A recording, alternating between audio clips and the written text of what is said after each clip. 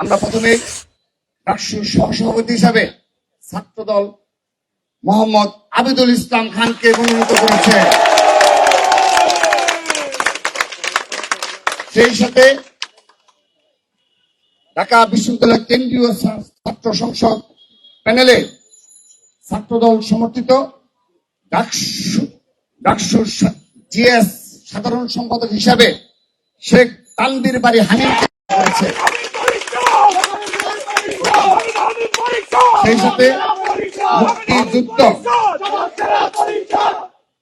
সেই সাথে মুক্তিযুদ্ধ ও গণতান্ত্রিক আন্দোলন বিষয়ক সম্পাদক হিসাবে আরিফুল ইসলামকে ছাত্রদল মনোনীত করেছে।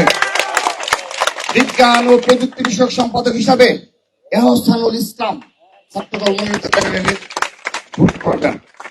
কমন রুম, পাঠকক্ষ ও ক্যাফেটেরিয়া বিষয়ক সম্পাদক হিসাবে যেমন ফারিয়া ইসলাম মেঘলাকে ছাত্রদল মনোনীত করেছে। আন্তর্জাতিক বিষয়ক সম্পাদক হিসাবে মোহাম্মদ মেহেদি হাসানকে আমরা মনোনয়ন দিয়েছি। সাহিত্য ও সংস্কৃতি বিষয়ক সম্পাদক হিসাবে আবু হায়াত মোহাম্মদ জুলফিকার স্যারকে ছাত্রদল মনোনীত করেছে।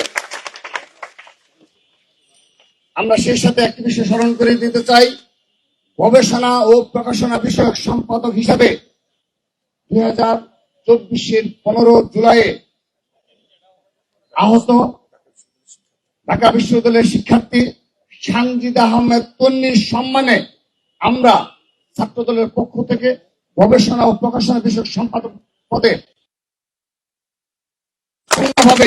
সানজিদ আহমেদ তন্নির সমর্থন ঘোষণা করছি।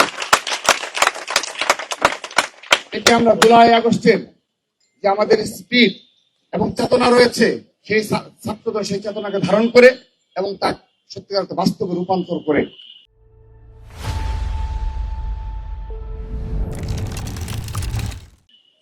আমরা ক্রীড়া বিষয়ক সম্পাদক হিসাবে চিমা চাকমাকে মনোনয়ন করেছি। ছাত্র পরিবহন বিষয়ক সম্পাদক হিসাবে মোহাম্মদ সাইদকে করেছে। সমাজ সেবা সম্পাদক হিসাবে সৈয়দ ইমাম হাসান অনিককে ছাত্রদল মনোনয়ন ঘোষণা করব। ক্যারিয়ার উন্নয়ন বিষয়ক সম্পাদক হিসেবে আমরা মোহাম্মদ আর কানুল ইসলাম রূপককে ছাত্রদলের পক্ষ থেকে মনোনীত করেছি।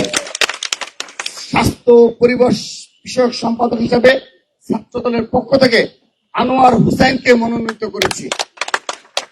মানবাধিকার ও আইন বিষয়ক সম্পাদক হিসেবে মেহেদি হাসান মুন্নাকে ছাত্রদল মনোনীত করেছে। সেই সাথে সদস্য হিসেবে আমরা যাদেরকে মনোনীত করেছি তাদের নাম আমি এক এক করে বলছি।